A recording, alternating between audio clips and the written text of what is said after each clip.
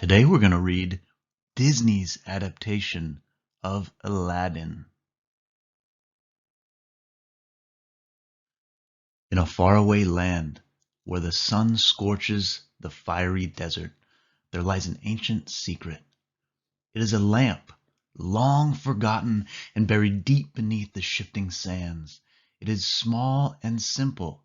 It bears no fancy design and contains no precious jewels. To all but the wisest among us, it would appear dull and worthless. But this lamp is not what it seems.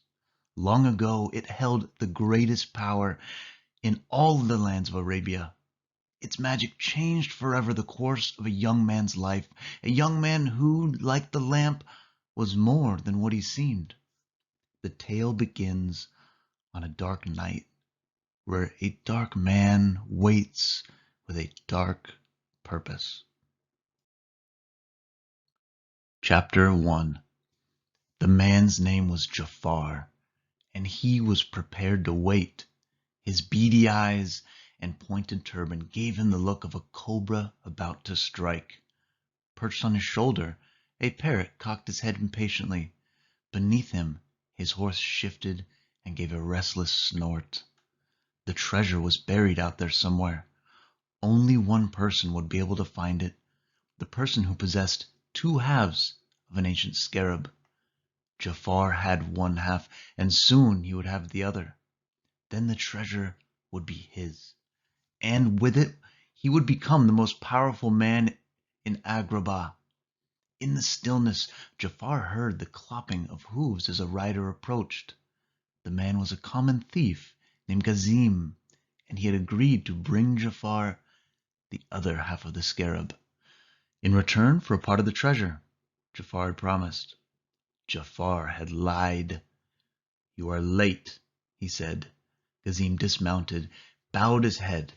Jafar was the royal vizier, the chief advisor to the Sultan. It was not wise to upset him. "My apologies, O patient one," Gazim said.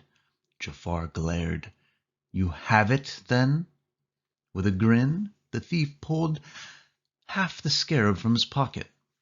Jafar reached for it, but the thief held back. "What about the treasure that you promised me?" Screech! The parrot swooped down from Jafar's shoulder, grabbed the scarab, and dropped it in Jafar's bony hand. "Trust me," Jafar said. "You'll get what's coming to you."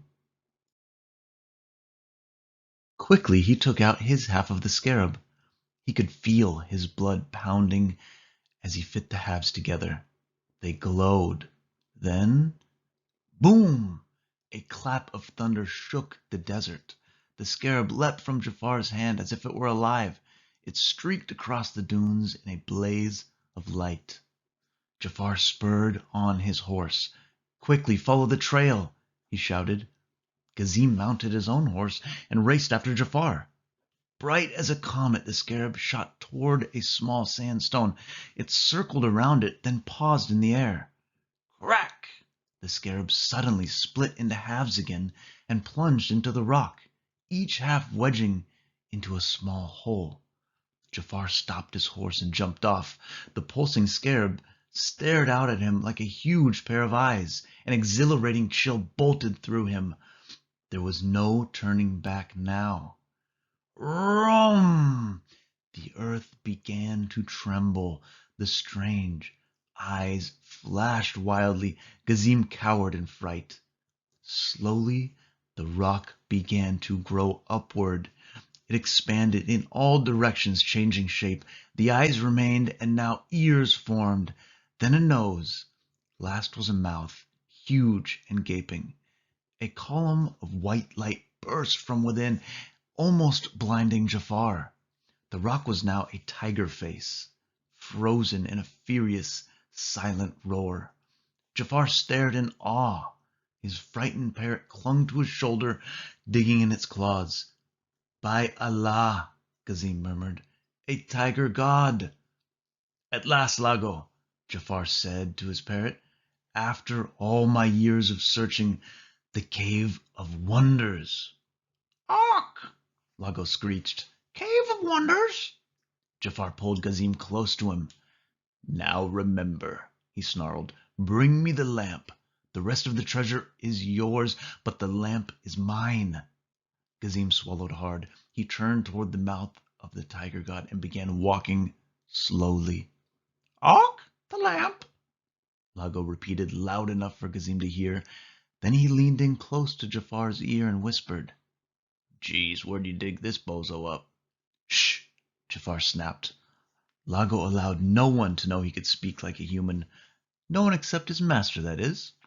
But right now Jafar was in no mood to listen. He was watching and waiting. Who disturbs my slumber? Boomed the tiger god, its voice rumbling the ground once again. It is I, Gazim, a humble thief. His voice was a nervous squeak, and his knees felt weak and shaky. Know this, the tiger god said. Only one may enter here, one whose rags hide a heart that is pure, the diamond in the rough. Gazim cast a doubtful glance behind him. Go on, Jafar commanded. Frightened, Gazim turned back towards the cave's opening. A flight of stairs led downward into... Wait, he couldn't tell. Carefully, he began walking down. Roar! The tiger god's thunderous roar was like nothing Jafar had ever heard. Gazim's shriek could be heard only for a moment, and then the tiger god's mouth slammed shut, silencing the thief forever. Seek thee out, the diamond in the rough, the tiger god commanded. Slowly the rock collapsed into the mound of sand. The scarab halves flickered, then went dark. Jafar stared in silence as Lago dove into the mound and resurfaced, spitting out sand. He picked the scarab halves up and flew back to Jafar. I can't believe this, Lago said. We're never going to get hold of that stupid lamp.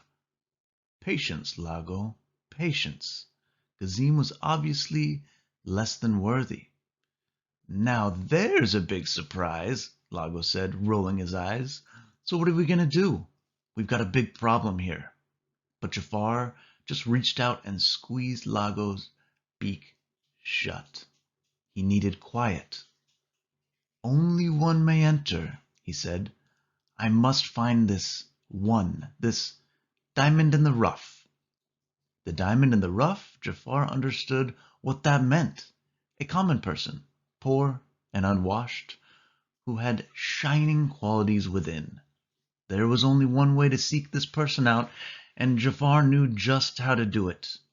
An evil grin spread across his face. He hadn't gotten the treasure tonight, but no matter. He was close, oh so close, and before long his waiting would be over. Chapter 2. Stop, thief! The guard shouted at the top of his lungs as he chased a raggedly dressed boy through the crowded marketplace of Agrabah. The boy zigzagged skillfully around the outdoor stands, fruit sellers, clothing merchants, bakers, trinket sellers. In his right hand he clutched a loaf of bread. Beside him ran a small monkey dressed in a vest and a hat. I'll get you, street rat, the guard shouted. Street rat. If there was one name Aladdin hated, that was it.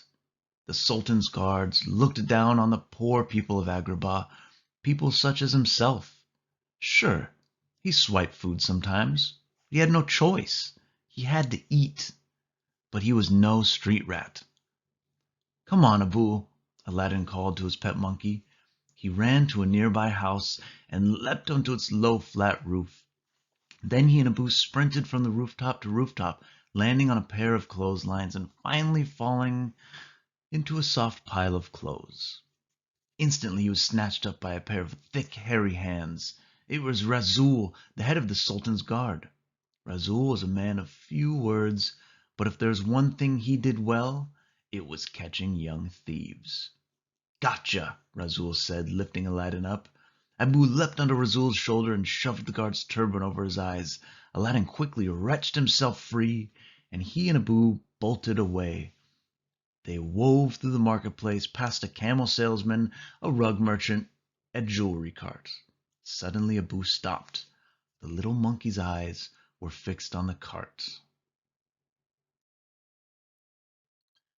Abu had one big weakness: sparkling jewels. He crouched beside the cart, reaching up to steal a pendant. "Stop him!" someone yelled. Dozens of faces turned toward Abu. Aladdin spun around. He grabbed Abu by the back of his neck. To their right, the guards charged closer. To their left, angry townspeople closed in. Aladdin and Abu ran straight ahead towards the stairway that led to a tall tower. They raced up the stairs and in through the window. Aladdin grabbed a rug and, using it as a parachute, he and Abu leapt from another window to the other side of the building. They jumped again, this time landing safely in a quiet little alley, darkened by the shadow of the Sultan's palace doors. There the sounds of the marketplace were muffled. Aladdin exhaled and sat down. He was starving.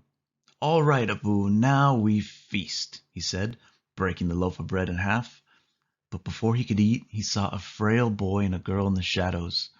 They said nothing, but their wide staring eyes spoke for them. Aladdin could tell they hadn't eaten in days. He looked at the bread. He had risked his life to get it, and his mouth was watering like crazy, but he couldn't let them go hungry. With a sigh, he held out his half to the children. "Go on, take it," he said softly. Abu scowled, but he handed his piece over too. The girl smiled. She took Abu's bread and gave his fur a gentle stroke. Abu liked that. People didn't usually treat him so nicely. He tipped his hat and strutted away proudly, and smacked right into Aladdin's legs. But Aladdin didn't even notice. His eyes were focused on something straight ahead. "Wow," Aladdin muttered. The marketplace had fallen silent. Right through the middle rode a man on a horse. He wore robes of the finest silk studded with jewels. As the people cleared the way, he bowed. The man thrust his chin proudly in the air. Aladdin wandered out of the alley and into the crowd. Everyone was murmuring about the rich-looking man. "That's Prince Ahmed," a woman said on his way to the palace. "Just another suitor for the princess," an old man said, shaking his head. "He'll ask to marry her, and she'll throw him out, just like all the others." Aladdin stared in awe. If the princess could reject someone like that, she must be a pretty amazing girl. Aladdin felt a tug on his leg. Abu was pulling him towards the crowd. Aladdin could see a group of poor children clustering too close to the Prince Ahmed's horse. Suddenly, the horse bucked, frightening the children, and the prince shouted, "Out of my way, you filthy brats!" Angered, Aladdin broke through the crowd and strutted right up to the Prince Ahmed. "If I were as rich as you," he yelled, "I could afford some manners." "Out of my way, you flea-bitten street rat!" Prince Ahmed kicked his horse and brushed past Aladdin, knocking him down to the mud. Burning with anger, Aladdin leapt to his feet and started to run after the prince's horse. "I'm not worthless! I'm not a street rat!" he shouted. He ran all the way to the palace doors. With a loud clang, they slammed shut right in his face. "And I don't have fleas!" he shouted as the doors closed. Prince Ahmed never even turned around. Aladdin bowed his head sadly and slumped back into town. As a chilly darkness settled over Agrabah that night, Aladdin and Abu climbed to the roof of a crumbling old building. There were only a few mats and a couple of worn-out pillows, but Aladdin and Abu, this was home. Abu curled up on a pillow and closed his eyes. With a smile, Aladdin covered him with a soft mat. "Someday, Abu, things are going to be different," he said.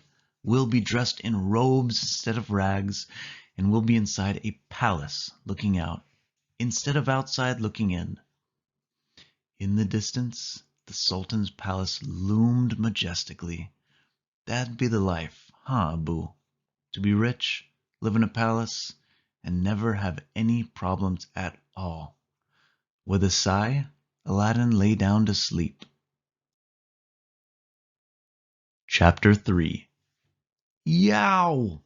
The scream came from the palace menagerie. It echoed into the throne room, where the Sultan covered his ears. Whack! The door slammed against the throne room wall. In stomped an angry Prince Ahmed. "I have never been so insulted," he shouted. "Good luck marrying her off." But, the Sultan sputtered. The prince marched right by him and out the other door, revealing a big hole in the seat of his pants. "Jasmine!" the Sultan bellowed. He was a roly-poly old man, happy and kind, and loved by his subjects. Only one person could get him upset: his daughter, Princess Jasmine.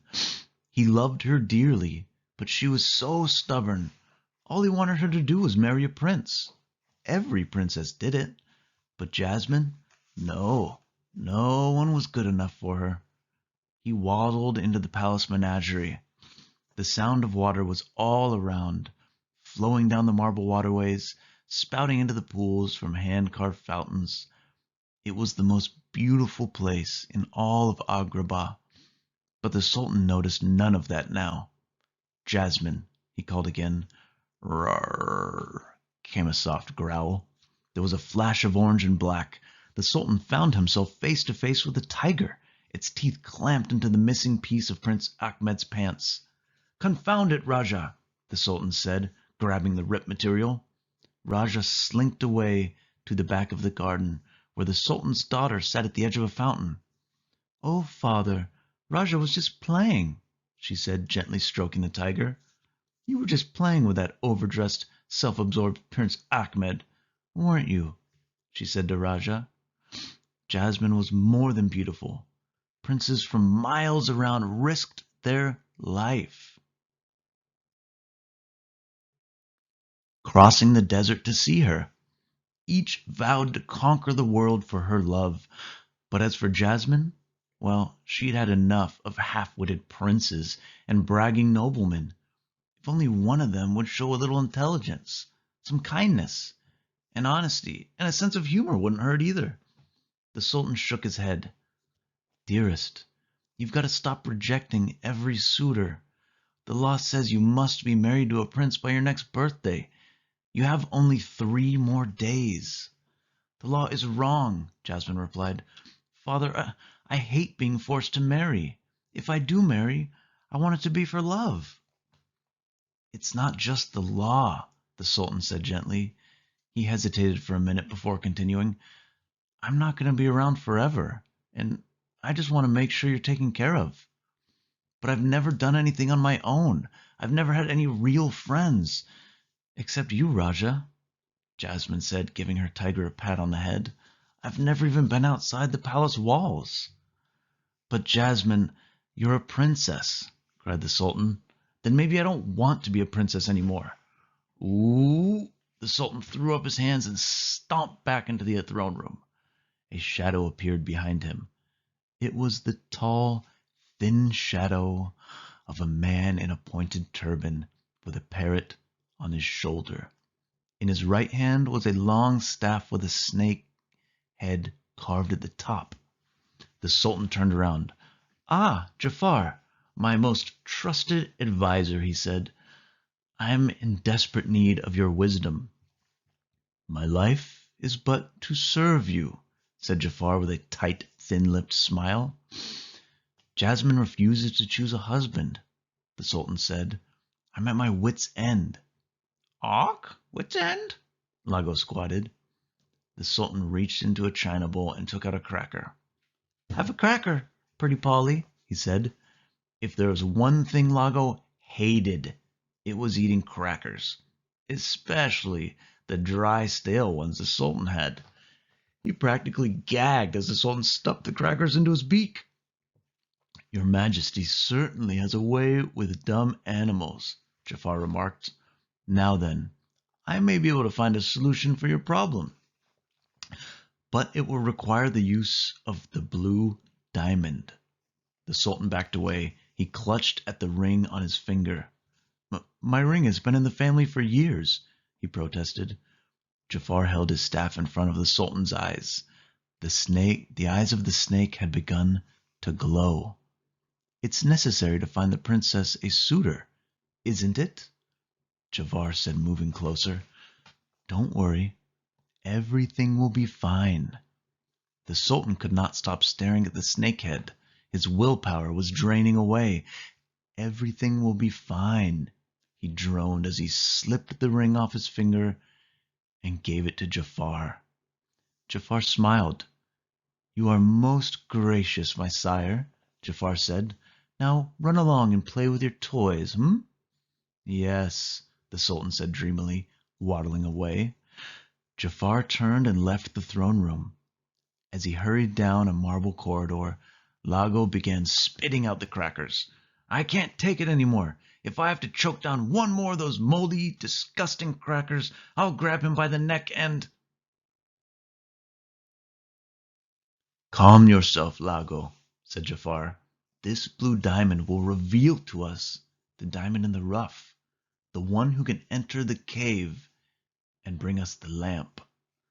At the end of the corridor, Jafar entered his private quarters. "Soon I will be Sultan, not that jumbo portion of stupidity." "And then," Lago crowed, "I stuff crackers down his throat." At the other end of the dark room, Jafar pushed open a secret door, revealing a spiral staircase. He began climbing the stairs that led to his private laboratory. In every corner of the room, potions bubbled in glass beakers. There was a huge cauldron on the back, an enormous hourglass on an old table. Jafar walked towards the hourglass, holding the blue diamond. "Now, Lago, we go to work." Early the next morning, Jasmine crept to the palace wall. Raja followed close by, his shoulders slumped in sadness. "I'm sorry, Raja," Jasmine said, "but I can't stay here and have my life lived for me." Tears welled up inside her. It was hard enough running away from her father, but having to look into Raja's eyes made it more painful than she could have ever imagined. She had to make her move now, otherwise she might change her mind. Stepping onto Raja's back, Jasmine quickly climbed the garden wall. Pausing at the top, she said, "I'll miss you, Raja. Goodbye." Then she disappeared over the side, into the land of her subjects, a land she had never visited before. Chapter 4. "Breakfast is served, Abu," said Aladdin as he cracked open a ripe, juicy melon. Perched on an awning, the two friends had a perfect view of the bustling marketplace below. All around them, merchants announced their wares. "Buy a pot, brass and silver," one called. "Cigar, dates, and figs," shouted another as he strolled by a crowd of people watching a fire breather. "Pistachio nuts, let the fire breather roast them for you." "Fresh fish," cried a third vendor. Aladdin watched as the man waved a large fish high in the air, almost smacking into the face of a young girl who was covered with a thin cloak. She staggered backwards, bumping right into the fire breather. He belched a long plume of fire. "Oh!" startled the girl as she cried out. "Excuse me, I'm sorry." Aladdin stopped eating. He couldn't help staring. Maybe it was her eyes, so deep and kind, or her hair, like a waterfall made of the blackest silk, or her perfect skin, or her— Aladdin blushed. He never thought of girls that way. But this one, well, this one was different, special somehow. Aladdin watched her as she made her way through the market. Jasmine spotted a ragged little boy standing in a daze in front of a mound of ripe fruit. "You must be hungry," she said, taking an apple from the cart. "Here you go." The child beamed, clutching the apple. He ran away. "You'd better pay for that," the vendor said. "Pay?" Jasmine looked puzzled. She had never paid for anything in her life. I'm sorry, sir. I don't have any money, but I'm sure I can get some from the Sultan." "Thief!" The seller grabbed her arm. With his other hand he pulled out a shiny knife. Do you know what the penalty is for stealing?" Suddenly Aladdin darted between them and grabbed the vendor's arm. "Thank you, kind sir. I'm so glad you found my sister," he said, turning to Jasmine. He scolded, "I've been looking for all over for you." Jasmine was about to protest when Aladdin whispered, "Just play along." The seller pulled Aladdin aside and said, "You know this girl?" She said she knew the Sultan. "She's my sister," Aladdin replied. Then lowering his voice, he said, "Sadly, she's a little crazy, and she thinks the monkey is the Sultan." Quickly, Jasmine began bowing to Abu. "Oh, wise Sultan," she said, "how may I serve you?" People in the crowd began to laugh. Aladdin helped Jasmine up and said, "Now come along, sis. Time to see the doctor." As the seller stared at Aladdin and Jasmine, Boo snatched up the apples off the cart and stuffed them into his vest. Jasmine stopped in front of the camel and said, "Hello, doctor. How are you?" "No, no, no, not that one," Aladdin said. "Come on, sis," he called over his shoulder. "Come on, Sultan." Abu followed after him. He puffed out his chest, imitating the Sultan, and 3 apples tumbled out of his vest. The seller turned red with fury. "Come back here, you little thieves!" he shrieked. But it was too late. The 3 of them broke into a run and disappeared into the crowd. At the palace, Jafar chuckled with evil glee. Lago was frantically turning a wheel that was attached to a generator. Electricity spurted from the generator into a bubbling cauldron. Slowly, a shimmering blue cloud formed in the air. The blue diamond was encased in a frame above an enormous hourglass. Jafar swept his arm in front of it, chanting, "Part sands of time, reveal to me the one who can enter the cave." He flipped the hourglass over. Then, with a loud crack, a bolt of lightning shot from the cloud. It struck the diamond, which exploded into a pulsing blue light. The sand in the hourglass began to glow and swirl. Slowly an image began to form, an image of Aladdin running through the marketplace. "That's the clown we've been waiting for?" Lago blurted out. "Yes, a ragged little urchin." "How perfect. He'll never be missed." Jafar looked at Lago with a twisted grin. "Let's have the guards extend him an invitation to the palace, shall we?" Aladdin, Abu, and Jasmine jumped from rooftop to rooftop in the marketplace. Aladdin could tell Jasmine had never been to that part of Agrabah before, but he had to admit one thing. When it came to roof hopping, she was a fast learner. When Aladdin and Abu finally reached their home, Jasmine looked around and said, "Is this where you live?" "Yep, just me and Abu," Aladdin replied. "It's not much, but it has a great view." He pointed towards the palace. "Amazing, huh? I wonder what it would be like to live there and have servants and valets." Jasmine sighed. "And people who tell you where to go and how to dress." "That's better than here," Aladdin replied. "Always scraping for food and ducking guards." "Never being free to make your own choices," Jasmine said. "Always feeling trapped," they said at the same time. Their eyes met and they smiled. Aladdin blushed, then quickly took an apple from Abu and tossed it to Jasmine. "So where are you from?" he asked, changing the subject. "What does that matter?" Jasmine answered. "I ran away and I'm not going back. My father is forcing me to get married." "That's awful," Aladdin said. Jasmine's eyes met him again. Suddenly Aladdin couldn't speak, couldn't even move. Strange feelings raced around the inside of him, feelings so strong they made him dizzy. Who was this mysterious girl? Aladdin could hear Abu chattering wildly, but he didn't listen. All he could see, all he could hear, was Jasmine. "Here you are," a voice roared. Aladdin snapped out of his trance. Below them stood a group of the Sultan's guards, swords drawn. "They're after me," Aladdin and Jasmine said together. They stopped, looking at each other in confusion, then spoke again at the same time. "They're after you?" But there was no time to figure this out. Aladdin looked over the opposite side of the roof. There was a pile of hay below.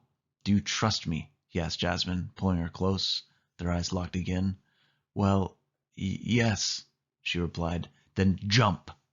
Aladdin, Jasmine, and Abu leapt off the roof. They landed safely in the hay and quickly got to their feet. Aladdin spun around, ready to sprint for his life, but it was too late. Rasul loomed over him, smirking. "We just keep running into each other, eh, street rat? It's the dungeon for you, boy." Jasmine stepped into Rasul's path. "Let him go." "Look, a street mouse," Rasul snarled. With a laugh, he pushed Jasmine to the ground. Jasmine sprang to her feet. Anger flashed in her eyes. Regally drawing back her hood, she said in a firm, commanding voice, "Unhand him by the order of the princess." "The princess?" Aladdin repeated. The guards froze in shock. "Princess Jasmine," Raoul said. What are you doing outside the palace?" "Just do as I command," Jasmine said. "Release him." I would, princess," Rasul replied, "except my orders come from Jafar." "You'll have to take it up with him." And with a sheepish shrug, he dragged Aladdin away. "Believe me, I will," exclaimed Jasmine. Back at the palace, Jasmine stormed into Jafar's chamber. There he was, looking as sneaky and sinister as always. "Princess," he said, "how may I be of service?" Princess Jasmine looked him sharply in the eye. "Jafar, the guards just took a boy from the market on your orders." "Your father has charged me with keeping the peace in Agrabah," Jafar said. "The boy was a criminal. He tried to kidnap you." "He didn't kidnap me," Jasmine replied. "I ran away." Jafar's brow creased with concern. "Oh dear, how frightfully upsetting. Had I but known—" His voice trailed off. "What do you mean?" Jasmine asked. "Sadly, the boy's sentence has already been carried out." Jasmine shuddered. "What sentence?" Jafar sighed. He put a hand on Jasmine's shoulder. "Death," Jafar said, "by beheading." A gasp caught in Jasmine's throat. How could you?" She turned and ran out, not stopping until she reached the menagerie. Raja bounded happily toward her, but Jasmine ran right by him. She collapsed by a fountain, tears running down her cheek. "Do you trust me?" the boy had asked her. "Yes," she had. The boy was so different from the others, funny, kind, friendly. And now he was dead because of a stupid mistake. "Oh, Raja," she said, "this is all my fault. I didn't even know his name." Jasmine buried her head in Raja's fur and wept. Chapter 5. The palace dungeon was cold, dark, and dirty. Not even the Sultan had ever entered it. All prisoners were brought right there by Jafar, and no one had escaped. Aladdin was determined to be the first. He grunted loudly, struggling at his chains, but they held fast to the stone wall. Jafar had lied to Jasmine. Aladdin was alive, but not for long, if everything went according to Jafar's plan. Aladdin collapsed on the floor with a sigh. "She was the princess," he said to himself. "I can't believe it." Just then a shadow appeared on the wall, the shadow of a small monkey poised between the bars of a prison window. "Abu!" Aladdin cried, spinning around. "Down here!" Abu hopped down. He frowned at Aladdin and chattered angrily as he did an imitation of a pretty girl walking. Aladdin knew he was being scolded for paying too much attention to Jasmine. "Hey, she was in trouble," he said. "I'll never see her again anyway. I'm a street rat, remember? Besides, there's some law that says she's got to marry a prince," he exhaled with frustration. "She deserves a prince." Abu pulled a small pick out of his vest pocket and unlocked Aladdin's cuffs. Grinning with triumph, he pulled Aladdin towards the window, but Aladdin just slumped to the floor. He was still thinking of Jasmine. I'm a fool, he said. You're only a fool if you give up, came a crackly voice. Aladdin turned to see an old, snaggle-toothed man hobble out of the shadows. His white beard hung to the floor, and he had a hump on his back. He looked as though he had been in the dungeon for years. Who are you? Aladdin asked. I am a lowly prisoner like yourself, but together perhaps we can be more. I know of a cave filled with treasures beyond your wildest dreams. The man shuffled closer, smiling. There's a treasure enough to impress your princess, I'd wager. Abu's eyes lit up at the mention of treasure. He tugged at Aladdin's vest. Neither of them saw Lago peek out of the old man's hump and whisper, Jafar, could you hurry up? I'm dying in here. Aladdin gave the prisoner a forlorn look. But the law says she has to marry. Jafar cut Aladdin off. He raised a bony finger and spoke once again in the old man's voice. You've heard of the golden rule. Whoever has the gold makes the rules. Why would you share this treasure with me? Aladdin asked. I need a younger pair of legs and a strong back to go in after it.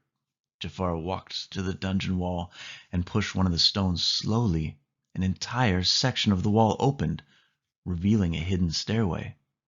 So do we have a deal? Aladdin was hesitant, but he shook the old man's hand. Jafar cackled with excitement. We're off. It was dark by the time they reached the Cave of Wonders. Jafar took out the scarab pieces and fit them together once again. Aladdin stared in awe as the pieces flew to the sandstone and the massive tiger god arose. Who disturbs my slumber? The intimidating voice boomed.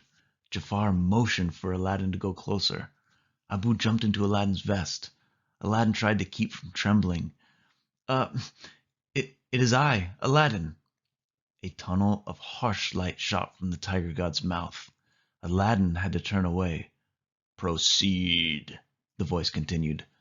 Touch nothing but the lamp. Quickly, my boy, Jafar urged the old man's voice. Fetch the lamp, and then you shall have your reward. Cautiously, Aladdin stepped inside the tiger god's mouth. Through the blinding light, he saw a long stairway leading downward. At the bottom, there were mountains of gold, cascades of gold, coins, jewels, plates, bowls, goblets, chests, all piled together as far as he could see. Abu was practically hypnotized by the sight of all that gold and went straight for an enormous treasure chest. Abu, Aladdin warned, don't touch anything. We have to find that lamp. Abu grumbled, but turned from the chest and followed his master through the cave until he sensed a strange movement behind him. He spun around to look. Nothing, just a purple carpet with gold tassels lying on the floor. Abu turned and ran towards Aladdin. This time something tapped Abu on the shoulder, then snatched his hat. Abu spun around again. It was the carpet walking along beside him. Eee! Abu shrieked, jumping on Aladdin for protection.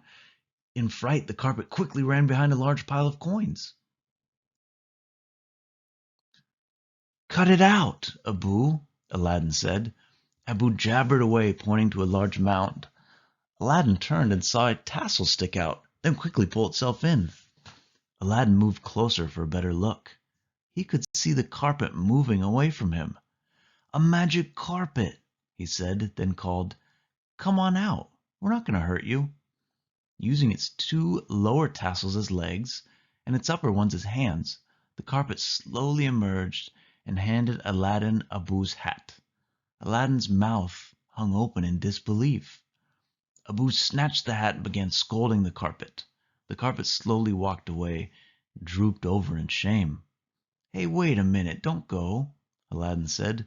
Maybe you could help us find this lamp. The carpet whirled around and began pointing excitedly.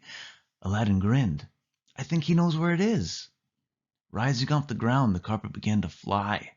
Aladdin and Abu followed it into another cavern. Aladdin stopped in his tracks. The cavern made the other one look like a waiting room. It stretched upward so high, Aladdin couldn't see the ceiling. The walls were cool blue, unlike any other color he had ever seen in the desert. A lagoon of aqua blue water that stretched from wall to wall. In the center of the lake stood a tower of solid rock, with only a series of stepping stones leading to it. On top, lit by a magical beam of light, was a small object. It was too far away to see, but Aladdin knew it must be the lamp. His heart began to race. It wouldn't be easy to get to the top. First, he would have to hopscotch across the rocks. Then he would have to climb the steep, jagged tower of rock. "Wait here," he said to Abu and the carpet, "and remember, don't touch anything." Springing from stone to stone, Aladdin arrived at the base of the tower. With a sudden groan, the sloping rock transformed into a staircase. Aladdin smiled.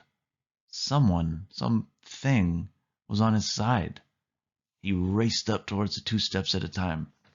At the top, the lamp came into clear view. It was dusty and dented and cheaper looking than the worst used lamp he had ever seen in the marketplace. Aladdin picked it up. "This is it," he said to himself. "This is what we came all the way here for?" Out of the corner of his eye, he spotted Abu and the carpet. They were in front of a large golden statue that looked like a giant monkey idol. Its arms were outstretched, and its cupped palms held an enormous red jewel. And Abu was reaching right for it. "Abu!" Aladdin shouted. "No!" But it was too late. Abu had the jewel in his hands. The ground began to rumble instantly. Rocks and dust fell from above. The voice of the tiger god echoed like a cannon. "Infidels! You have touched the forbidden treasures. Now you shall never again see the light of day." The jewel began to melt in Abu's hand. Panicked, he put it back into the palms of the statue. But the damage was already done. The stairway beneath Aladdin transformed into a long chute, and his feet gave way. With a last-minute lunge, Aladdin grabbed the lamp, tumbling down the chute. He saw the lagoon become a pool of boiling lava. He closed his eyes, bracing himself for the end. Whoosh! He stopped in midair. Something was pushing him upward. His eyes sprang open. The carpet had caught him, and it was whisking him away. The cavern shook violently. Aladdin held tightly to the carpet. It dodged right and left as large rocks fell from the ceiling. Aladdin looked down, searching for Abu. "Ee!" came a cry from below. There he was, hopping across the stepping stones and screeching. Over his head a boulder hurtled toward him. With a burst of speed, the carpet streaked down. Aladdin plucked Abu away from danger, then flew towards the cavern entrance. The ground below erupted as piles of dazzling treasures burst into flames. Aladdin and Abu looked down in horror. The coins and jewels were melting. The carpet raced to the stairway, charred by a wave of lava. They could see the starry night sky through the entrance above. Just a few more feet. Thunk! A jagged piece of rock fell onto the carpet, pinning it to the ground. Aladdin and Abu tumbled to the stairs. Aladdin looked down at the carpet in dismay. There was no way he could save it. It was hard enough to save himself. He looked up. He could see the opening at the top. Freedom! Abu scaled the steps and hopped outside. Aladdin followed as fast as he could, but the stairs began to shake. He lost his footing. Sprinting to his feet, he lunged for the top step. His fingers clutched onto it just as the entire stairway buckled beneath him. Aladdin dangled over the collapsing cave. "Help me!" he cried. "I can't hold on." Still dressed as the beggar, Jafar peeked over the edge. "First, give me the lamp." There was no time to argue. Aladdin held it out. Jafar's eyes were gleaming as he grabbed the lamp and stuffed it into his robe. "At last!" he shrieked in triumph. Leering at Aladdin, he pulled out a dagger. What are you doing?" Aladdin cried. "Giving you your reward," Jafar replied. "Your eternal reward." Abu leapt at Jafar, biting him on the arm. "Yeah!" Jafar screamed. He fought hard, but Adu held tight. Finally, Jafar dropped the dagger. With a furious gesture, he flung Abu into the cave. Aladdin's fingers could hold no longer. He let go.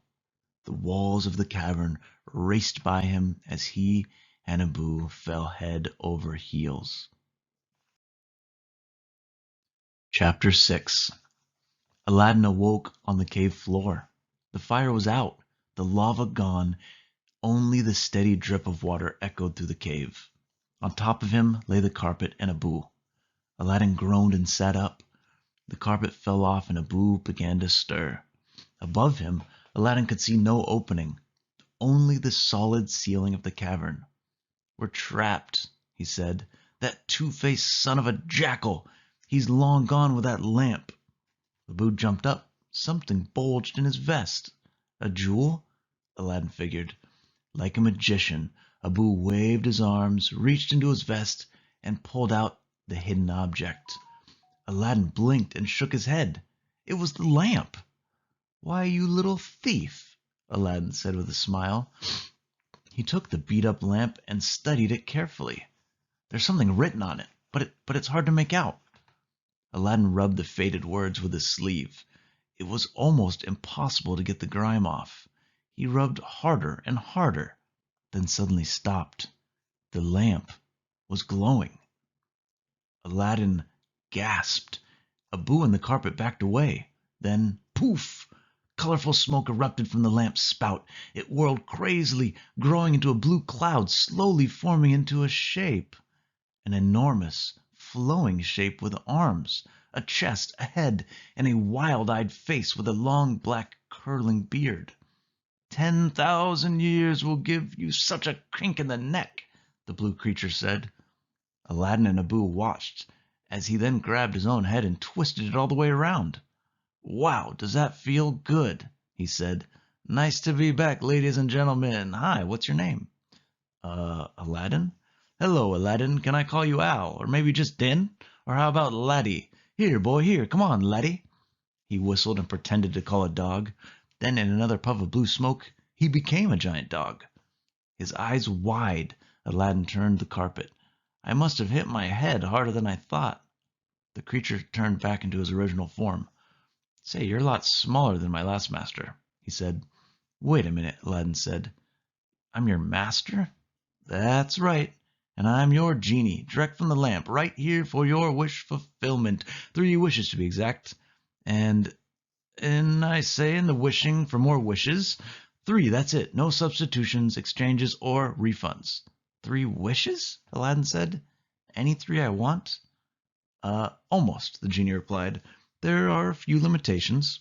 Rule number 1, I can't kill anybody, so don't ask. Rule number 2, I can't make anyone fall in love with anybody else.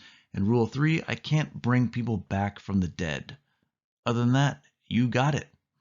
Aladdin liked this genie. He decided to tease him a little.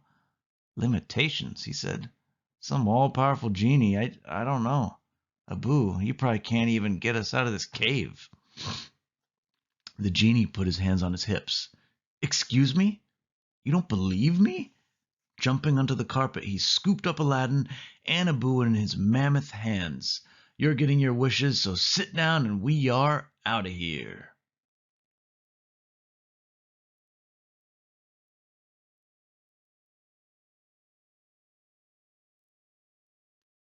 He put them down, then swung his arm overhead.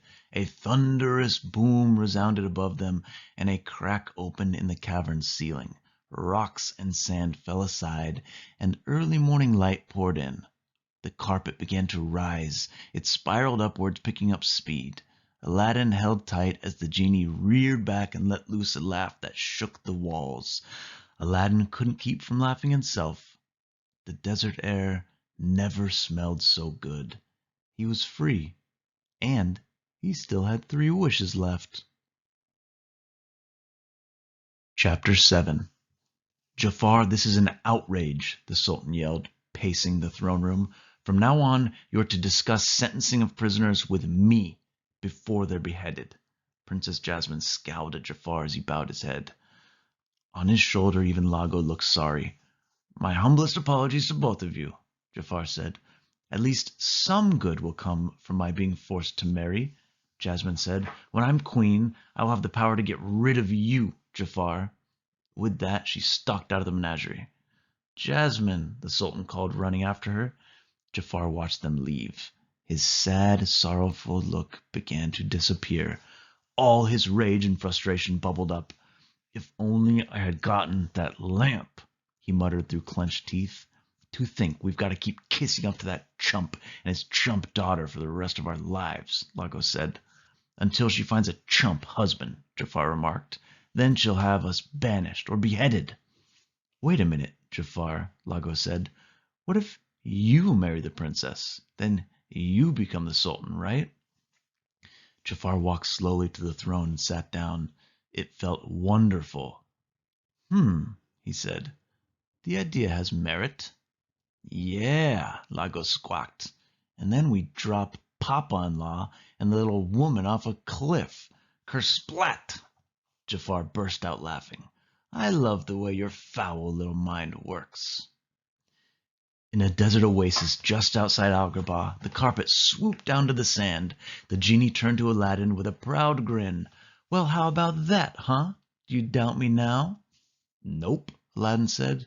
Now, about my 3 wishes. 3, the genie said. You're down by 1, boy.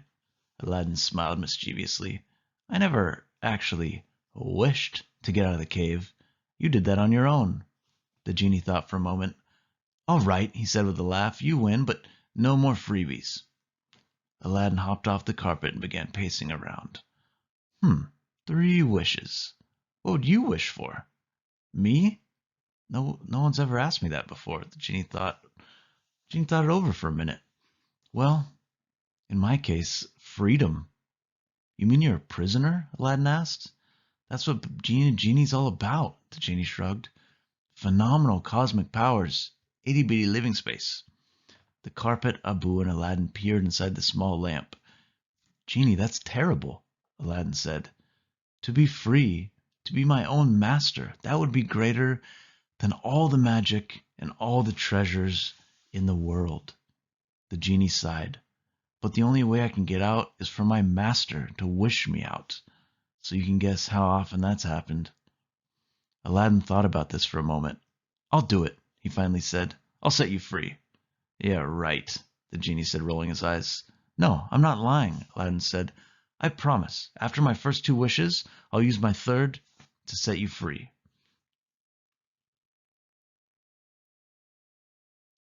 Okay, here's hoping, said the genie. Now, what is it you want? Well, Aladdin said, there's this girl. Wrong. I can't make anyone fall in love, remember? But Genie, she's smart and fun and beautiful. Aladdin shrugged and looked at the ground. But she's a princess. To even have a chance, I'd have to be... That was it. The answer was right in front of him. Hey, Aladdin said, can you make me a prince? The genie raised an eyebrow. Is that an official wish? Say the magic words. Genie, I wish for you to make me a prince, Aladdin blurted. All right, the genie began circling around Aladdin. Now, for first, we have to get rid of the fez and vest combo. With a sweeping gesture, he conjured up a rose of fine silk and a turban with a dazzling jewel and shining gold rim. Ooh, I like that. Wow, Aladdin could hardly believe how princely he looked. No one would dare call him a street rat. He picked up the lamp and hid it under his turban. No decent prince would dare be seen with such a piece of junk. You'll need some transportation. The genie looked at Abu.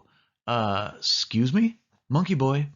Abu shot away trying to hide, but it was no use. With a snap of his fingers, the genie turned him into a camel. Not good enough, the genie said, snapping his fingers again. This time Abu appeared as a magnificent stallion. Still not enough. With a decisive snap, Abu was transformed again, this time into an elephant. What better way to make your entrance down the streets of Agrabah than riding your very own elephant? Talk about trunk space. Aladdin could do nothing but stare dumbfounded. The genie was on a roll. He gestured wildly, laughing at the top of his lungs. "Hang on to your turban, kid," he shouted. "We're gonna make you a star." Chapter 8. Jafar rushed into the throne room holding a large scroll. "Sire," he called to the Sultan, "I have found a solution to the problem with your daughter." "Ach!" squawked Lago. "Problem with your daughter?" "It's right here." Jafar unfurled the scroll and began reading. "If a princess has not chosen a husband by her 16th birthday, then the Sultan shall choose for her." The Sultan nodded. "But Jasmine hated all those suitors. How can I choose someone she might hate?" "Not to worry. There is more," Jafar said, unrolling the scroll further. "In the event of a suitable prince cannot be found, a princess might be wed to—" "Huh, interesting." "What?" the Sultan remarked. "Who?" "The royal vizier." Jafar looked up. "Why, that's me." "But I thought the law says only a prince can marry a princess," the Sultan said, reaching for the scroll. Jafar quickly set it on the table and picked up his staff. "Desperate times call for desperate measures, my lord." The snake head began to glow with hypnotic light. "Yes," the Sultan said, his eyes glazing over. "Desperate times." "You will order the princess to marry me," Jafar said confidently. "I will order the princess to—" Rat-ta-ta-ta-ta! The sound of trumpets blared in through the window. The Sultan blinked and turned toward the noise. What? I heard something."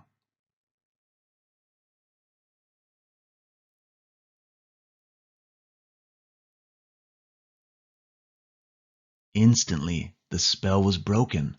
The Sultan rushed to the window and looked out. Muttering, Jafar followed. A huge band was marching down the main street. A giant peacock float moved slowly behind. Lions and bears in colorful painted cages rolled by. People filled the streets to see the grand procession approaching. "Make way for Prince Ali Ababa," the bandolier sang. Behind him strode a majestic elephant, its trunk held proudly in the air. On its back a canopy bounced up and down. From the canopy Aladdin grinned and waved. The crowd roared with admiration. Dancers whirled around him, swordsmen marched in perfect step, and dozens of attendants walked alongside. Abu lumbered on proudly, and the carpet made a perfect cushion for Aladdin on Abu's bumpy back. The genie floated among the crowd, changing himself every few minutes into a drum major, a harem girl, an old man, and a child. In each disguise he told everyone a splendid prince was approaching. By the time Aladdin got to the palace gates, he was the talk of Agrabah. His entire entourage, Abu, swordsmen, brass band, dancers, and all, marched right into the throne room. As the Sultan and Jafar stared, Aladdin slid off Abu's back and onto the carpet. "Your Majesty," Aladdin said, bowing in front of the Sultan, "I have journeyed from afar to seek your daughter's hand."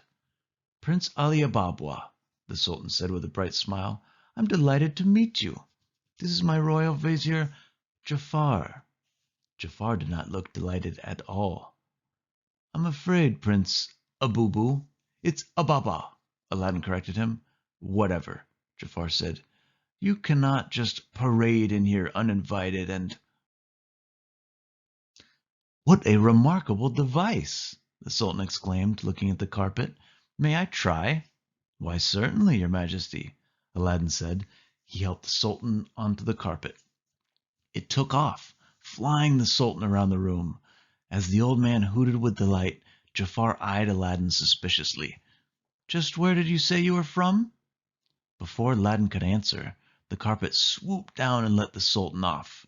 "Well, this is a very impressive youth, and a prince besides." Lowering his voice to the Sultan said to Jafar, "If we're lucky, you won't have to marry Jasmine after all." "I don't trust him," Jafar said. The Sultan ignored him. "Yes, Jasmine will like this one."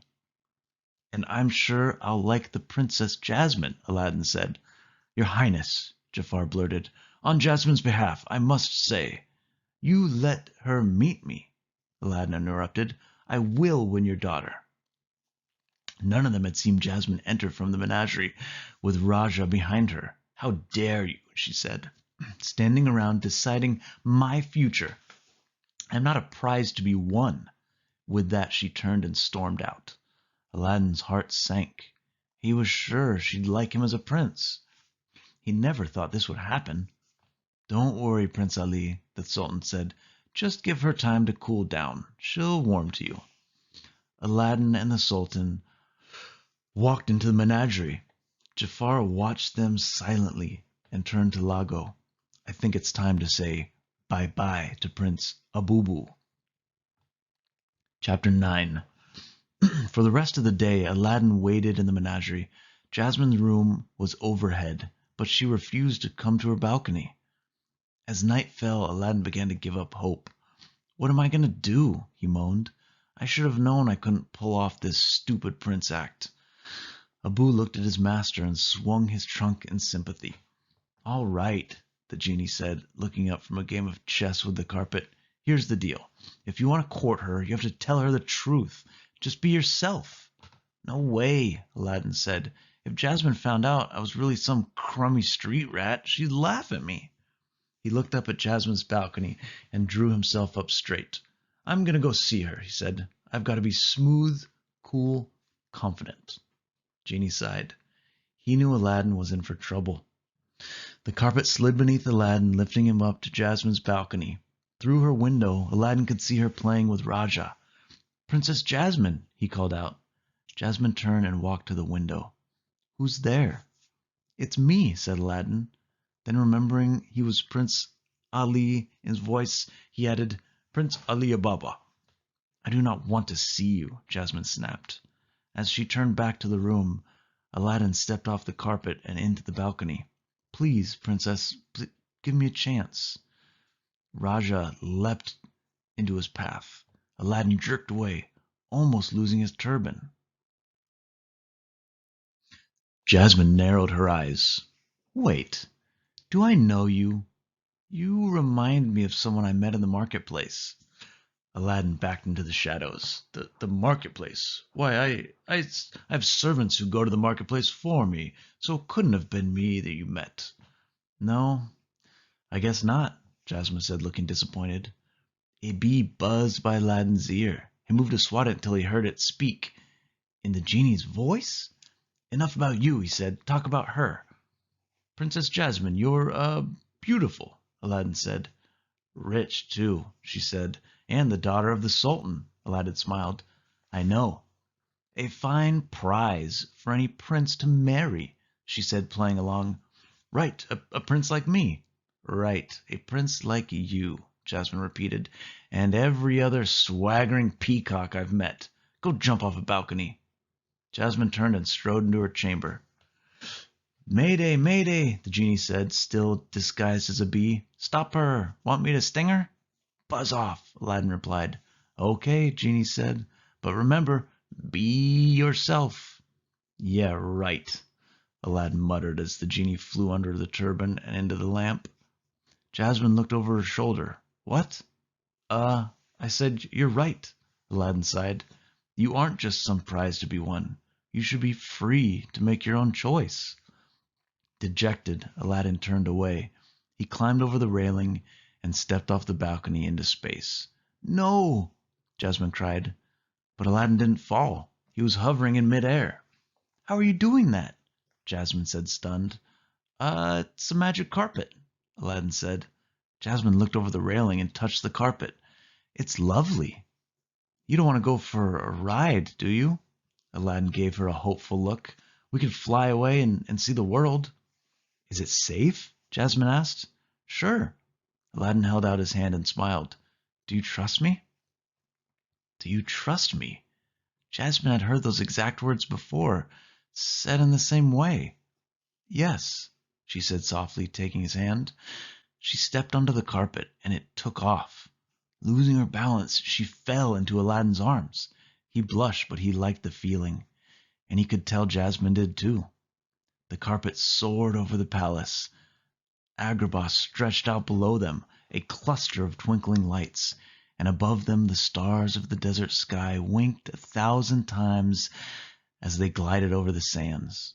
In the distance, the sea seemed to be made of the blackest ink. Swooping among the pyramids, Aladdin and Jasmine whooped with joy when the carpet flew through an apple orchard. Aladdin reached out and grabbed an apple for the princess. He flipped it into a lopsided smile. The casual flip, the smile. Do you trust me? All of it was exactly like the boy in the marketplace. Was it possible? She decided to find out. The carpet finally set them down on the roof of a tall pagoda, and they watched a fireworks display in the distance. It's all so magical, Jasmine said. It's a shame Abu had to miss this. Nah, Aladdin said. He hates fireworks, and he doesn't really like to fly. Aladdin caught himself mid-sentence. It is you, Jasmine blurted. Why did you lie to me? Did you think I wouldn't figure it out? No, I mean, I hoped you wouldn't. That's not what I meant. Aladdin groped for words. His stomach churned. He couldn't let Jasmine know the truth. The truth is, I sometimes dress as a commoner to escape the pressures of palace life. Yeah, but I really am Prince Ali Baba. Jasmine looked unsure. Why didn't you just tell me? Well, royalty going into city in disguise sounds a little strange, don't you think? Perfect. He knew he had her now. After all, she had been in disguise when he met her. Not that strange, she said, resting her chin on Aladdin's shoulder.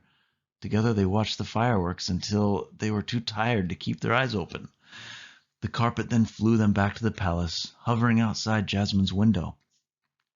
Jasmine stepped into the balcony, then turned towards Aladdin. They smiled at each other over the railing until the carpet gave Aladdin a gentle nudge forward. His lips suddenly met hers. She didn't move a bit. In the soft light of the stars, they shared a long kiss. Good night, my handsome prince, she said, backing into the chamber. Sleep well, princess, Aladdin replied. As she disappeared behind the curtain, Aladdin grinned. For the first time in my life, he murmured dreamily as the carpet floated down to the garden, things are starting to go right. He snapped back to reality when he felt the hard grip of rough hands on his shoulder. Turning around, Aladdin came face to face with Rizal. Before Aladdin could move, another guard slapped manacles on his wrists and ankles. Rasul stuffed a gag in his throat. Abu! Aladdin tried to yell through the gag. Abu, help! He looked around wildly until he spotted Abu hanging from a tree, tied up with a thick rope. The carpet tried to fly away, but another guard threw it into a cage. Jafar emerged from the shadows. On his shoulder, Lago was grinning. I'm afraid you've worn out your welcome, Prince Abubu, Jafar hissed. Aladdin whirled around. He struggled with his chains. If only he could reach the turban. The lamp was underneath, and the genie was inside the lamp. Jafar looked calmly at the guards. Make sure he is never found. Chapter 10. In the chill of the desert night, the guards rushed Aladdin to the sea by camel, and without a word they pushed him over a cliff. Aladdin plunged into the water with a loud splash. In the dim moonlight he could see the turban floating away. The lamp slowly emerged, then dropped to the sea floor. He kicked his legs, desperate to reach the lamp. He groped with his hands. There, he had it. But his strength was leaving him. He tried to rub the lamp, but he was weak, so weak. Sploosh! The genie materialized wearing a shower cap, holding a scrub brush. Never fails, he said. You get in the bath and there's a rub at the lamp. Hello. Instantly his smile disappeared. Aladdin was limp. Al, kid, snap out of it, the genie pleaded, grabbing Aladdin. I can't help you unless you make a wish. You have to say, Genie, I want you to save my life. Got it? Aladdin's head bobbed ever so slightly. I'll take that as a yes. The genie let go of Aladdin and swam into a circle. A whirlpool formed, spinning Aladdin upward. He burst through the surface, coughing and flailing. Before he could fall, the genie scooped him up and flew away. Don't scare me like that, the genie scolded. Aladdin looked around with excitement. He was alive, wet and humiliated, but alive. As they flew back towards Agrabah, Aladdin looked into the smiling face of his rescuer. "Genie, thanks," was all he could say. Jasmine had never been happier. She couldn't stop humming, and she couldn't stop thinking about Aladdin. As she unbraided her hair in the bedroom mirror, she didn't notice her father walk in, Jafar behind him. "Jasmine," the Sultan began. She turned around. "Oh, father, I just had the most wonderful time. I'm so happy." The Sultan stared straight ahead. "You should be, Jasmine," he said in a dull voice. "I have chosen a husband for you. You will marry Jafar." Jasmine gasped. Jafar stepped forward. The snake head of his staff glowed brightly, working its hypnotic spell on the Sultan. "Jasmine, never! Father, I choose Prince Ali." Jafar laughed. "Prince Ali left, like all the others. But don't worry. Wherever he went, I'm sure he made quite a splash." "Better check your crystal ball, Jafar," came a voice from the window. Jafar turned. Lago squawked in surprise. It was Aladdin. Jasmine ran to him. "Prince Ali," she cried, "are you all right?" "Yes," Aladdin said, "but no thanks to Jafar. He tried to have me killed." "Your Highness," Jafar said, "he's obviously lying." "Obviously lying," the Sultan repeated mechanically. "Papa, what's wrong with you?" Jasmine said with dismay. Aladdin leapt across the room toward Jafar. "I know what's wrong." He pried the staff loose from Jafar and smashed the snake head on the floor. "Oh, oh my!" the Sultan said, shaking his head. "I feel so strange." "Your Highness," Aladdin said, holding the broken staff in the air, "Jafar's been controlling you with this." The Sultan's eyes narrowed. "Jafar? You traitor!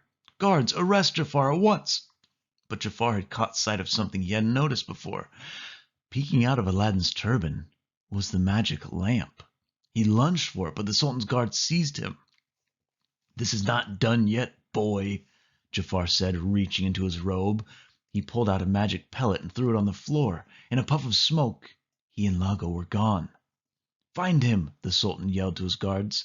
"I can't believe it. Jafar, my trusted counselor, plotting against me."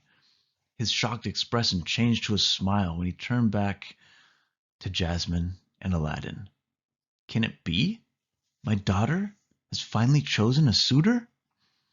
Jasmine nodded, and the Sultan threw his arms around Aladdin.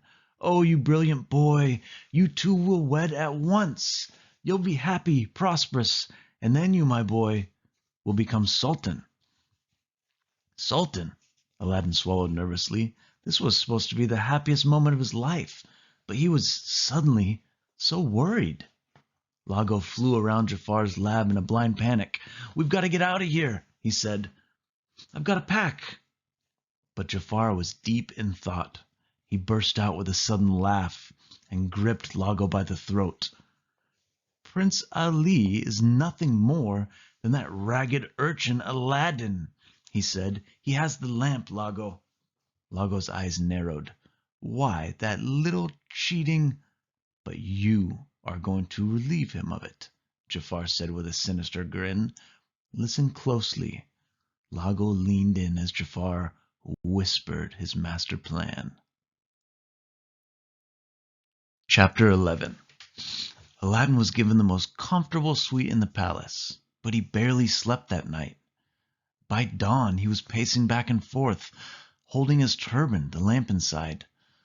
Abu and the carpet sat outside by the window, watching him with concern. "Huzzah!" the genie cried, popping out of the lamp. "Aladdin, you've just won the heart of the princess. What are you going to do next?" He lowered his voice to a whisper. "Psst! Your line is, I'm going to free the genie." "Genie," Aladdin said sadly, "I'm sorry, but I can't. They want to make me Sultan. No, they want to make me Prince Ali Sultan. The only reason anyone thinks I'm worth anything is because of you. What if they find out the truth? What if Jasmine finds out the truth? She'll hate me." Aladdin looked into the genie's pale, disappointed face. "Genie, I need you. Without you, I'm just Aladdin." The genie tried to control his anger. "I understand. After all, you've lied to everyone else. Hey, I was beginning to feel left out. Now, if you'll excuse me." With that, he disappeared into the lamp. "Genie," Aladdin called out, I'm really sorry." The genie's lips stuck out of the spout and razzed him.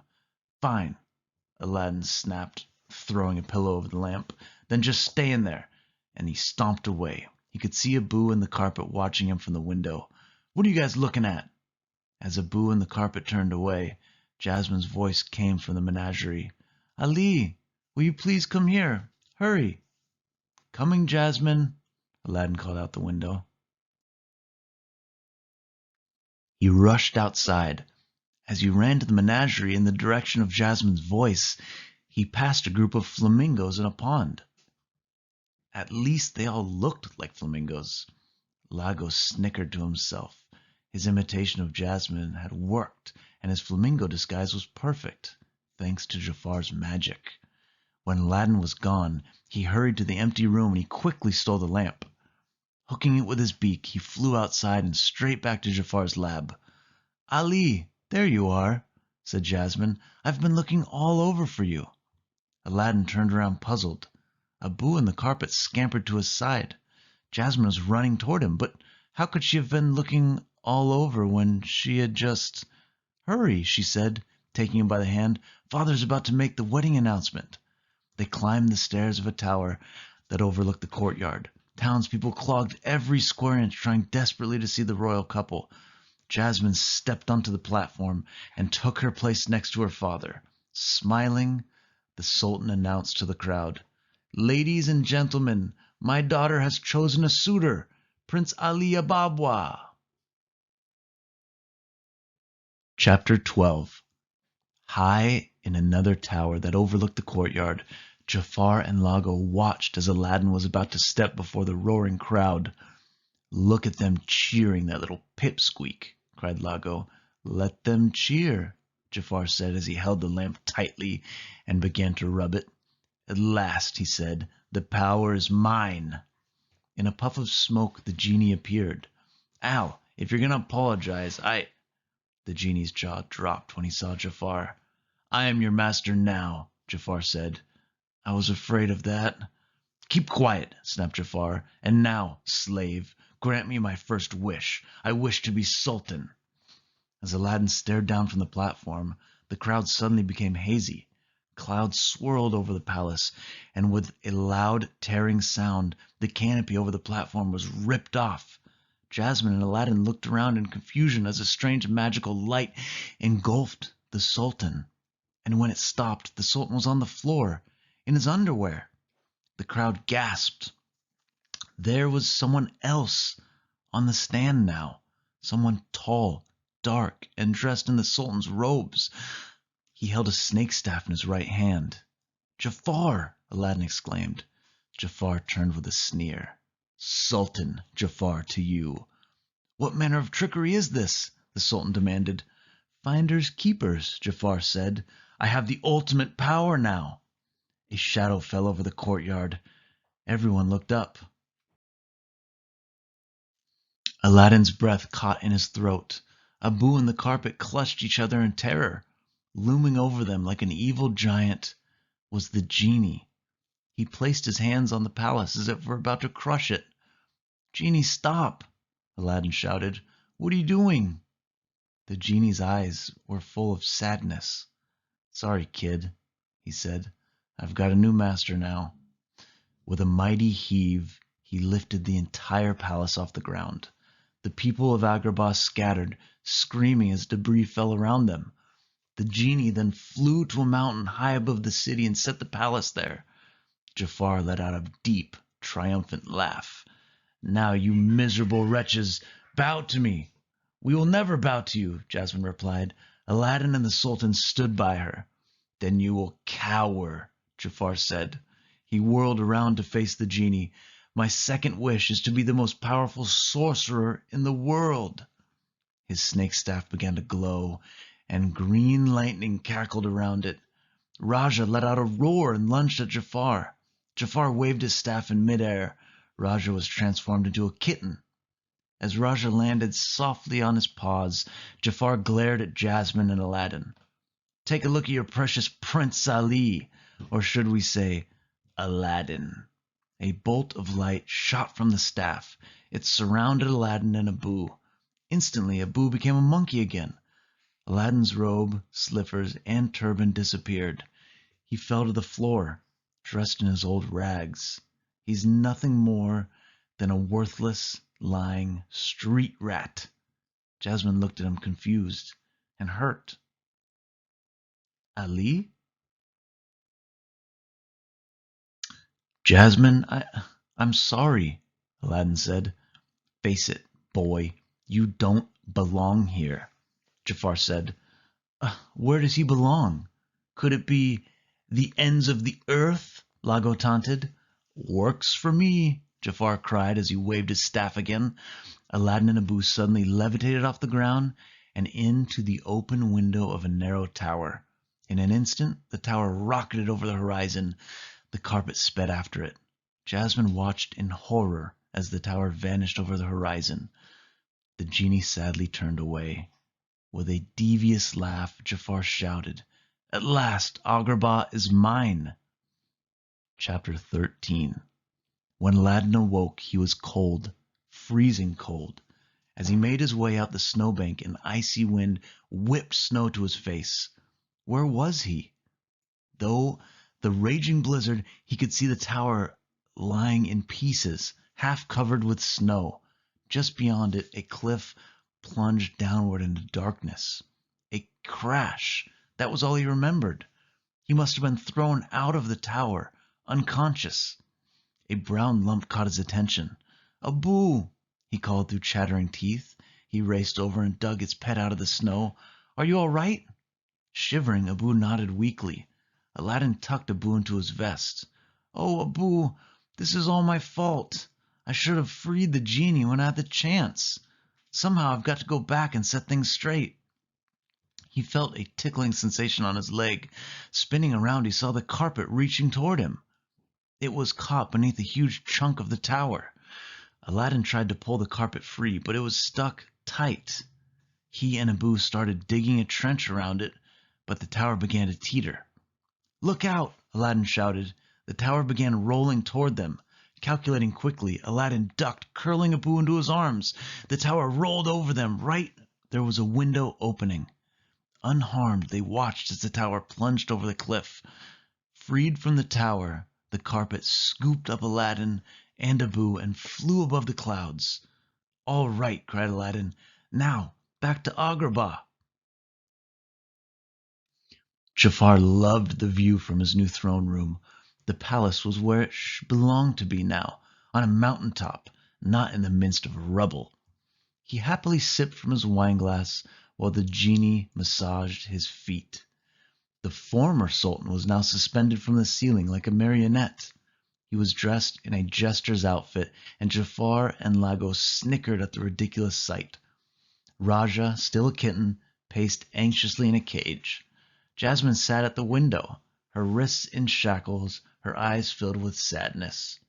Jafar reached out with his staff. He hooked her shackles and pulled her close. "It pains me to see you reduced to this, Jasmine. You should be on the arm of the most powerful man in the world." With a wave of his staff, he made her chains vanish, and a crown appeared on her head. "Why, with you as my queen?"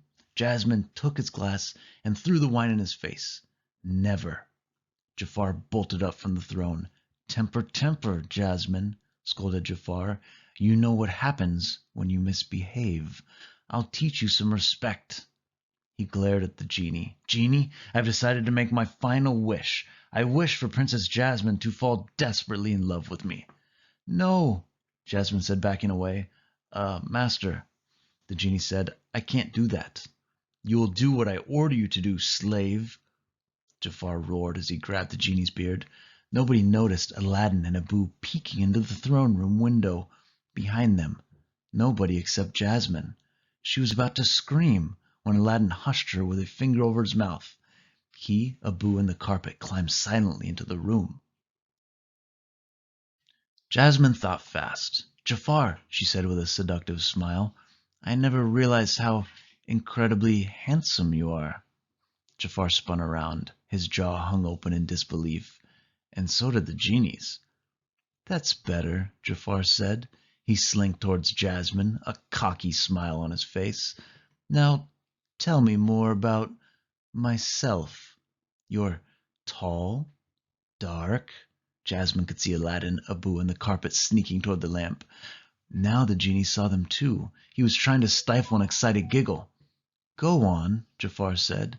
Abu was inches from Lago now, and Lago was turning around. Jasmine quickly put her arms around Jafar, locking him in place. "You're well dressed," she continued. "You've stolen my heart."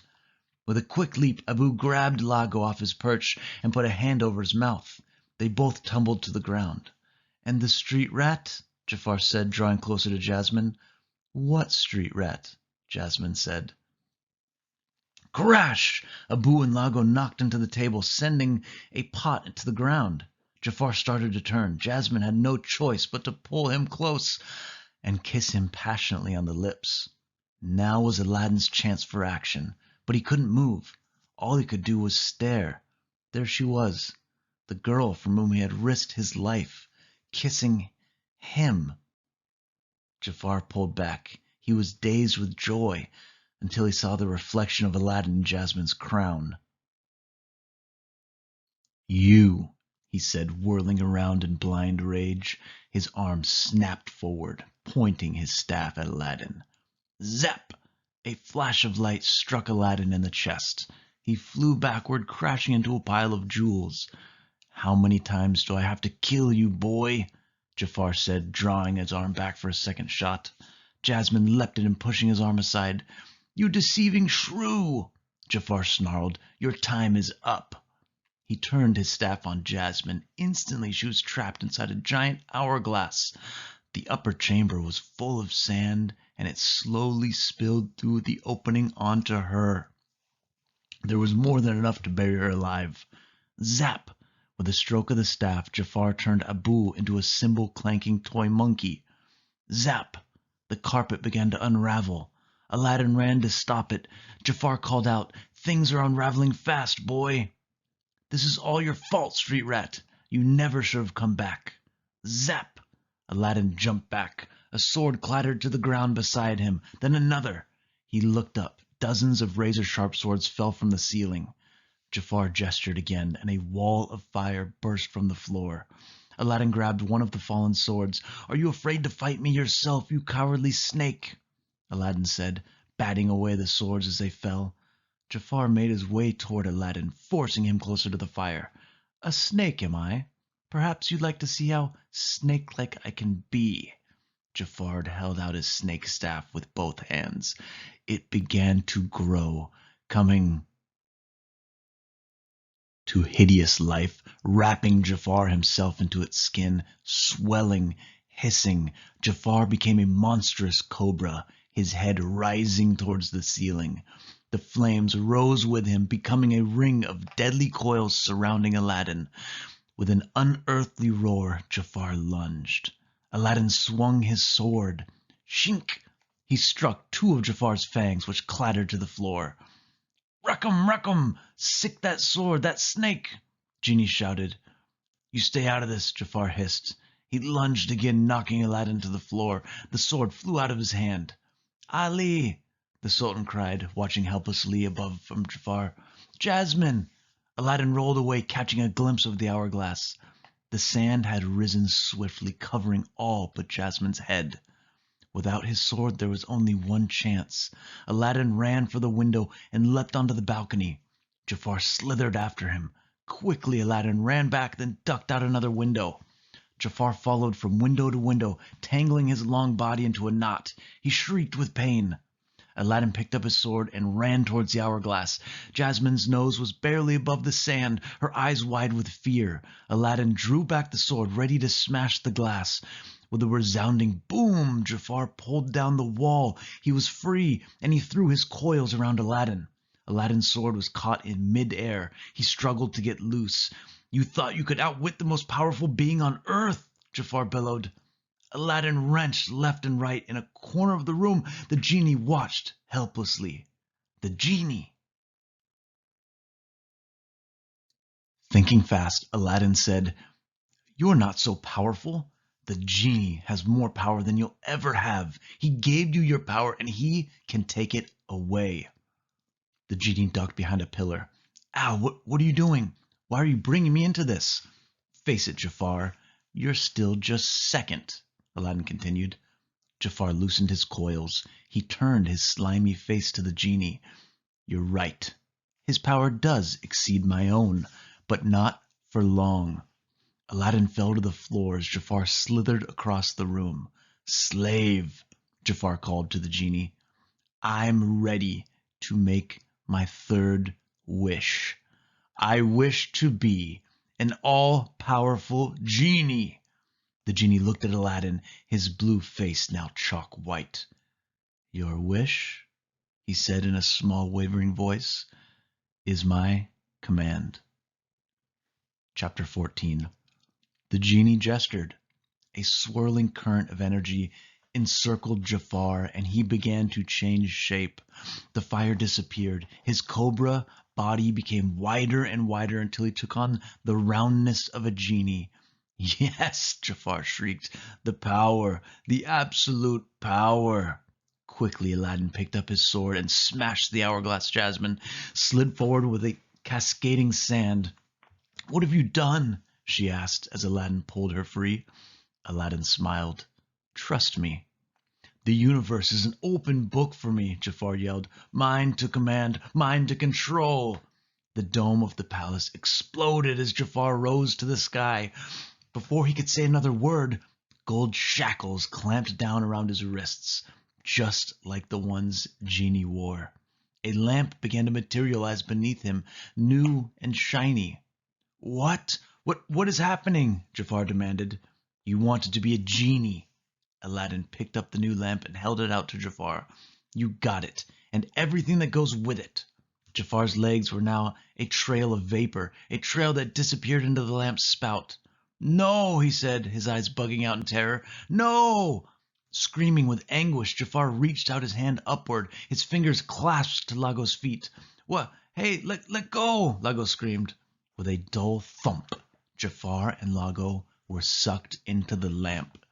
Everyone in the throne room fell into an awed silence. Jasmine, the Sultan, and the genie stared at Aladdin. "Phenomenal cosmic powers," Aladdin said with a shrug. "Itty-bitty living space." The genie let out a loud cackle. "Al, you little genius!" Instantly, the room began to return to normal. Back on his feet, the Sultan sighed with pleasure as his robes materialized on him.